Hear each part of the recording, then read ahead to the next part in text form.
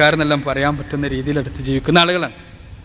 ഇത് എന്തിനാണ് ഇവിടെ വന്ന് പറഞ്ഞതെന്ന് ചോദിച്ചാൽ അതിനുള്ള ഉത്തരം, നിങ്ങൾ ഇത് സത്യമാണ് എന്ന് ഞങ്ങൾ മനസ്സിലാക്കുന്നു.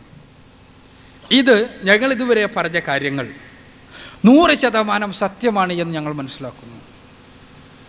ഇത് സത്യമാണെന്നത് കൊണ്ട് തന്നെ പല സഹോദരങ്ങളും മിഥ്യയിലാണ് ജീവിക്കുന്നത് എന്നും ഞങ്ങൾ മനസ്സിലാക്കുന്നു. അത്തരം സഹോദരങ്ങൾക്ക് ഈ സത്യത്തിൻ്റെ വെളിച്ചം എത്തിക്കുക എന്ന ഉദ്ദേശം മാത്രമാണുള്ളത്. ഈ ഉദ്ദേശത്തോടു കൂടിയാണ് ഈ പ്രോഗ്രാം സംഘടിപ്പിക്കപ്പെട്ടിട്ടുള്ളത്. അതല്ലാതെ നിങ്ങളെ ആരെയെങ്കിലും വേദനിപ്പിക്കുക എന്ന ലക്ഷ്യമില്ല. വേദന സ്വാഭാവികമാണ്. ചിലപ്പോൾ ഞാൻ നേരത്തെ സൂചിപ്പിച്ചതുപോലെ നിങ്ങൾ ആയവരാണ്. ആ വിശ്വഗുരന്മാർക്ക് രോഗിക്ക് രോഗിയുടെ അസുഖത്തെക്കുറിച്ച് ബോധമില്ലെങ്കിൽ തീർച്ചയായും ചില ചെറിയ വേദനകളെല്ലാം പെടുത്തേണ്ടി വരും. അത് രോഗിയോടുള്ള സ്നേഹമാണ്, അതല്ലാതെ രോഗിയോടുള്ള വെറുപ്പല്ല. ഇതേപോലെ തന്നെ ഞങ്ങൾ മനസ്സിലാക്കുന്നത് ശരിയാണെങ്കിൽ പരിശുദ്ധ ഖുർആൻ്റെ അടിസ്ഥാനത്തിലാണ്, പരിശുദ്ധ ഖുർആൻ 100% സത്യസന്ധമാണ് എന്ന് അന്വേഷണത്തിൽ നിന്ന്, പഠനത്തിൽ നിന്ന്, ഗവേഷണത്തിൽ നിന്ന് ബോധ്യപ്പെട്ടതിൻ്റെ അടിസ്ഥാനത്തിൽ ആ പരിശുദ്ധ ഖുർആൻ പറയുന്നത് സത്യമാണെങ്കിൽ വമൻ യബ്തഇ ഗൈറൽ ഇസ്ലാമ ദീനൻ ഫലൻ യുഖ്ബല മിൻഹു വഹുവ ഫിൽ ആഖിറതി മിനൽ ഖാസിറൂൻ. ദൈവത്തിങ്കൽ സ്വീകരിക്കപ്പെടുന്ന മതം, ജീവിത ആദർശം, ജീവിത ദർശനം ദൈവത്തിന് സമ്പൂർണ്ണമായി സമർപ്പിക്കുന്ന ദർശനമാകുന്നു. ഇസ്ലാം എന്ന് പറഞ്ഞ പദത്തിനർത്ഥം സമർപ്പണവതാണ്. ദൈവത്തിന് പടച്ച തമ്പുരാന് ജീവിതത്തെ സമ്പൂർണ്ണമായി സമർപ്പിക്കുന്ന ദർശനമാകുന്നു. സമ്പൂർണ്ണ സമർപ്പണം എന്ന് പറഞ്ഞാൽ ദൈവിക മാർഗദർശനം അനുസരിച്ചുള്ള ജീവിതമാകുന്നു. അതല്ലാത്തതിനെ ആരെങ്കിലും സ്വന്തം മതമായി സ്വീകരിച്ച് സ്വന്തം ഇച്ഛക്കനുസരിച്ച് ജീവിച്ചാൽ, അതല്ലെങ്കിൽ ആരെങ്കിലും പറഞ്ഞു എന്നതിൻ്റെ പേരിൽ ഏതെങ്കിലും ഒരു ജീവിത മാർഗം സ്വീകരിച്ചാൽ, അതല്ലെങ്കിൽ എൻ്റെ കുടുംബ പശ്ചാത്തലം ഈ ജീവിതത്തിലായിരുന്നു എന്നതിൻ്റെ പേരിൽ പ്രത്യേക ജീവിത രീതി സ്വീകരിച്ചാൽ ഫലൻ യുഖ്ബല മിൻഹു, അത് അവനിൽ നിന്ന് ഒരിക്കലും സ്വീകരിക്കപ്പെടുകയില്ല. വഹുവ ഫിൽ ആഖിറതി മിനൽ ഖാസിരീൻ, അവൻ മരണാനന്തര ജീവിതത്തിൽ നഷ്ടപ്പെട്ടവരുടെ കൂടെയായിരിക്കുമെന്നാണ് പരിശുദ്ധ ഖുർആൻ പഠിപ്പിക്കുന്നത്. ഖുർആനിലെ 3-ാം അധ്യായം സൂറത്ത് ആൽ ഇംറാൻ 85-ാമത്തെ വചനം. അപ്പോൾ ഇത് പരിശുദ്ധ ഖുർആന്റെ വെളിച്ചത്തിൽ മനസ്സിലാക്കുന്നത് കൊണ്ട് ചില സഹോദരങ്ങളെങ്കിലും സത്യത്തിൽ ഈ വെളിച്ചം മനസ്സിലാക്കാത്തത് കൊണ്ട്, അറിയാത്തത് കൊണ്ട് ആണ് ഉൾക്കൊള്ളാൻ സാധിക്കാത്തത് എന്നും മനസ്സിലാക്കിയതിൻ്റെ അടിസ്ഥാനത്തിൽ മാത്രവുമല്ല, ഇതൊരു ബാധ്യതയായി മനസ്സിലാക്കിയത് കൊണ്ട് റസൂലുള്ളാഹി സ്വല്ലല്ലാഹു അലൈഹി വസല്ലം, മുഹമ്മദ് റസൂലുള്ളാഹി സ്വല്ലല്ലാഹു അലൈഹി വസല്ലം അദ്ദേഹത്തിൻ്റെ അന്തിമ പ്രസംഗത്തിൽ, അവസാനത്തെ പ്രസംഗത്തിൽ അദ്ദേഹം ജനങ്ങളോട്, അവിടെ കൂടിയ ആളുകളോട്, അദ്ദേഹത്തിൻ്റെ സഹചാരികളോട്, അദ്ദേഹത്തിൻ്റെ സഖാക്കളോട് ചോദിച്ചു, ഞാൻ നിങ്ങൾക്ക് ഈ സന്ദേശം എത്തിച്ചു തന്നില്ലയോ? 10,000-കണക്കിന് സഖാക്കൾ, 10,000-കണക്കിന് സഹാബിമാർ, അനുചരന്മാർ, അവർ ഒരേ സ്വരത്തിൽ, ഒറ്റ സ്വരത്തിൽ പ്രഖ്യാപിക്കുകയാണ്, ബലാ യാ റസൂലുള്ളാഹ്, അതേ പ്രവാചകരെ, ഈ സന്ദേശം താങ്കൾ ഞങ്ങൾക്ക് എത്തിച്ചു തന്നിരിക്കുന്നു. താങ്കളുടെ ദൗത്യത്തിന്റെ നിർവഹണം താങ്കൾ പൂർത്തീകരിച്ചിരിക്കുന്നു. റസൂലുള്ളാഹി സ്വല്ലല്ലാഹു അലൈഹി വസല്ലം ആകാശത്തിലേക്ക് കൈകൾ ഉയർത്തിക്കൊണ്ട് പറഞ്ഞു, അല്ലാഹു മഷ്ഹദ്, അല്ലാഹു മഷ്ഹദ്, അല്ലാഹു മഷ്ഹദ്. പടച്ച തമ്പുരാനെ, നീ സാക്ഷിയാണ്, നീ സാക്ഷിയാണ്, നീ സാക്ഷിയാണ്. എന്നിട്ട് അദ്ദേഹം പറഞ്ഞു, ഈ സന്ദേശം എത്തിയവർ എത്താത്തവർക്ക് എത്തിച്ചു കൊടുക്കട്ടെ. അദ്ദേഹം ഏൽപ്പിച്ച ഉത്തരവാദിത്തമാണിത്.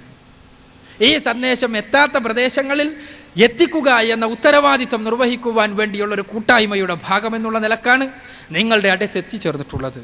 ഇതാ ഈ സന്ദേശം നിങ്ങൾക്ക് ഞങ്ങൾ എത്തിച്ചു തന്നിരിക്കുന്നു. അതിന് പടച്ച തമ്പുരാൻ സാക്ഷിയാണ്, പടച്ച തമ്പുരാൻ സാക്ഷിയാണ്, പടച്ച തമ്പുരാൻ സാക്ഷിയാണ്. അതോടൊപ്പം ഇവിടെ കൂടിയ നിങ്ങളെല്ലാവരും സാക്ഷികളാണ്. നീണ്ട സംസാരവും അതിനുശേഷമുള്ള ചോദ്യോത്തര വേദികളിലും കൂടി പരമാവധി നിങ്ങൾക്ക് ഈ സത്യസന്ദേശം എത്തിച്ചു തരുവാൻ വേണ്ടി ഞങ്ങൾ പരിശ്രമിച്ചിരിക്കുന്നു. ഇനി നിങ്ങൾ പഠിക്കുക. ഇതിന് നാളെ മരണാനന്തര ജീവിതത്തിൽ നമ്മളെ എല്ലാവരെയും എഴുന്നേൽപ്പിക്കപ്പെടും.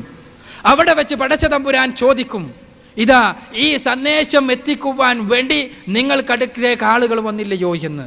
ഇതാ ഞങ്ങൾ എത്തിച്ചിരിക്കുന്നു, അതിന് നിങ്ങൾ സാക്ഷികളാണ്. മരണാനന്തര ജീവിതത്തിൽ സാക്ഷ്യം വഹിക്കേണ്ടി വരും. ആ ലക്ഷ്യത്തോടു കൂടി വേണ്ടി മാത്രമാണ്.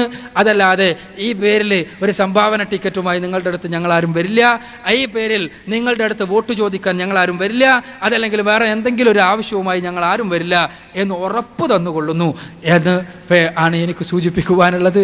നമ്മളെ എല്ലാവരെയും പടച്ച തമ്പുരാൻ മോക്ഷത്തിൻ്റെ മാർഗത്തിൽ ഒരുമിച്ച് കൂട്ടുകയും നാളെ പരലോകത്ത് മാർഗികളായി ജീവിച്ചവർക്ക് നൽകുവാനിരിക്കുന്ന സമാധാനത്തിൻ്റെ ഭവനത്തിൽ ഒരുമിച്ച് കൂട്ടുകയും ചെയ്യുമാറാകട്ടെ എന്ന് നമ്മൾ പ്രാർത്ഥിക്കുക. വാഹൃദവാൻ അൽഹംദുലില്ലാഹി റബ്ബിൽ ആലമീൻ. അസ്സലാമു അലൈക്കും.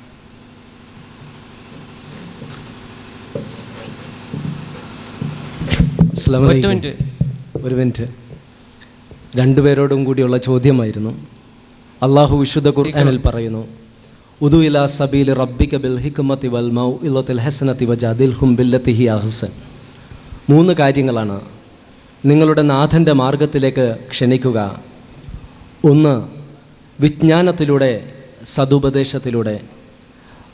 3, അവരുമായി, അമുസ്ലിങ്ങളുമായി ഏറ്റവും നല്ല രീതിയിൽ വാദപ്രതിവാദം നടത്തുക. ആദ്യമായി വിശ്വാസത്തിലേക്ക് ക്ഷണിക്കുകയാണ് വേണ്ടത്, ബലാത്കാരമായി കൊണ്ടുവരികയല്ല. രണ്ടാമത്തേത്, ഏത് രീതിയിലാണ് ക്ഷണിക്കേണ്ടതെന്ന് പറഞ്ഞിരിക്കുന്നു, വിജ്ഞാനത്തിലൂടെ. ഒരു മുസ്ലിം തൻ്റെ വിശ്വാസത്തെ സംബന്ധിച്ച് എന്തുകൊണ്ട് ദൈവത്തിലും പരലോകത്തിലും വിശ്വസിക്കുന്നു, പ്രവാചകത്വത്തിൽ വിശ്വസിക്കുന്നു, വിശുദ്ധ ഖുർആൻ്റെ അമാനുഷികതയിൽ വിശ്വസിക്കുന്നു എന്ന് പറഞ്ഞു തന്നു. മൂന്നാമത്തേത്, മുസ്ലിങ്ങളുടെ വിശ്വാസത്തെ സംബന്ധിച്ച് മാത്രമല്ല, അമുസ്ലിങ്ങളുടെ വിശ്വാസങ്ങളെയും സംബന്ധിച്ച് പഠിച്ചുകൊണ്ട് ഒരു താരതമ്യ പഠനത്തിലൂടെ നിങ്ങളുടെ മുൻപിൽ അവതരിപ്പിച്ചു. രാഷ്ട്രീയത്തെ സംബന്ധിച്ച് നാം താരതമ്യ പഠനം നടത്താറില്ലേ?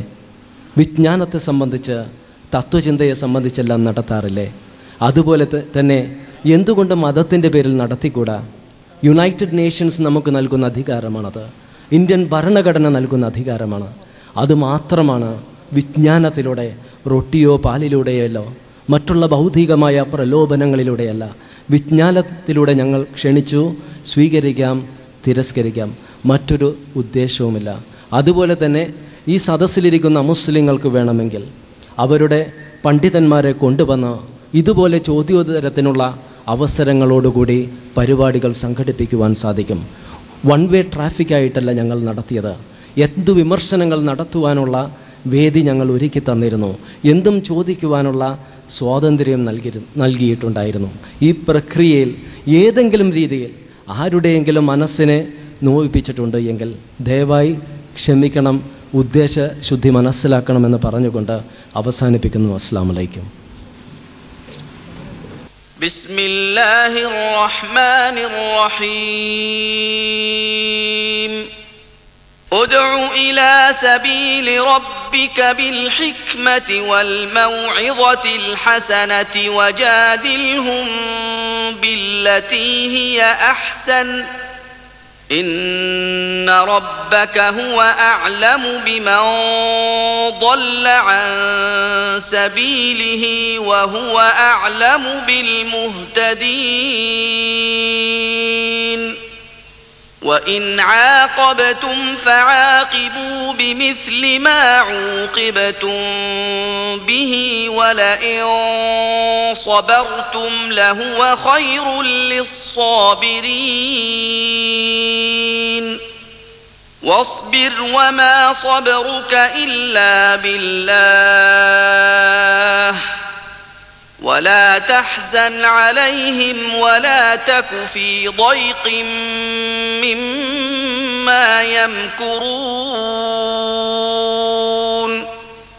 إن الله مع الذين اتقوا والذين هم محسنون.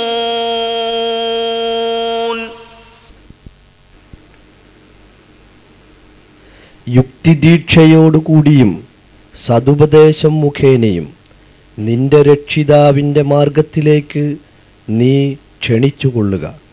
ഏറ്റവും നല്ല രീതിയിൽ അവരുമായി സംവാദം നടത്തുകയും ചെയ്യുക.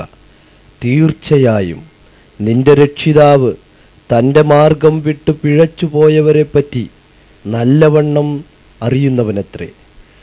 സന്മാർഗം പ്രാപിച്ചവരെപ്പറ്റിയും അവൻ നല്ലവണ്ണം അറിയുന്നവനത്രേ.